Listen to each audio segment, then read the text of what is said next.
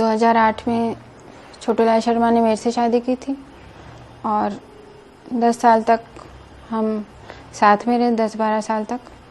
और शादी के 10 साल बाद उसका सिलेक्शन हुआ एसडीएम में। गरीबी में मैं उसके साथ थी। जैसे ही एसडीएम का सिलेक्शन हुआ, उसके दूसरी औरतों के साथ, मैं बोलना नहीं चाहूँगी मीडिया में, दूसरी औरतों के साथ दोस्तियाँ बढ़ने लगी। उसको मुझे छोड़ के दुनिया की हर औरत सुंदर और अच्छी लगने लगी, मैं बेवकूफ़ लगने लगी। और गरीबी में मैंने उसका पूरा साथ दिया। मैंने मेरा सब कुछ उसके ऊपर लगा दी, पैसे क्या, नौकरी क्या, यहाँ तक कि अपनी शरीर क्या। बच्चे भी मैंने ही पाले अकेले हमेशा, उसने कभी कोई सहायता नहीं करी। और अब जैसे ही एसडीएम बन गया, उसका पैसे से ही दिमाग ख़राब था और मेरे साथ मारपीट बढ़ती गई। मैंने कहा भाई बच्चे बड़े हो जाएंगे, अपने आप सुधर जाएगा, लेकिन वो नहीं सुधरा। बच्चों को भी मारने लगा। बच्चे जैसे बड़े होते गए, बच्चों को सब मारपीट करने लगा, तो वो मेरे सहन नहीं हुआ। मैंने कहा भाई आप सुधर जाओ, अब तो एसडीएम भगवान की दया आई है, नौकरी भी लग गई, अब तो गरीबी भी नहीं है। पहले तो ये बहाना था कि अपने गरीब है, इसलिए मेरा दिमाग ख़राब हो जाता है, इसलिए मैं मारता हूँ।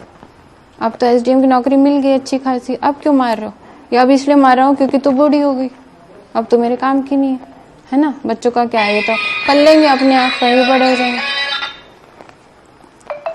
और फिर धीरे धीरे गैर औरतें आने लगी घर पे, फ़ोटो चैट्स मैंने देखा छुप छुप के। बाथरूम में भी आधी रात तक, 2 बजे तक, रात को 2:30 बजे तक बातें होती थी। मैं मना करती तो मेरे साथ मारपीट होती थी।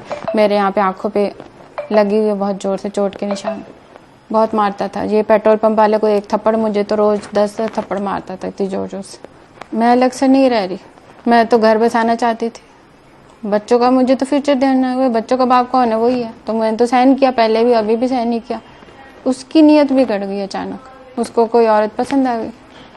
उसने कहा मैं तो इसको लाऊंगा, तू मेरे सामने रहेगी तो भी लाऊंगा, तू सामने नहीं रहेगी तो भी लाऊंगा मैं तो।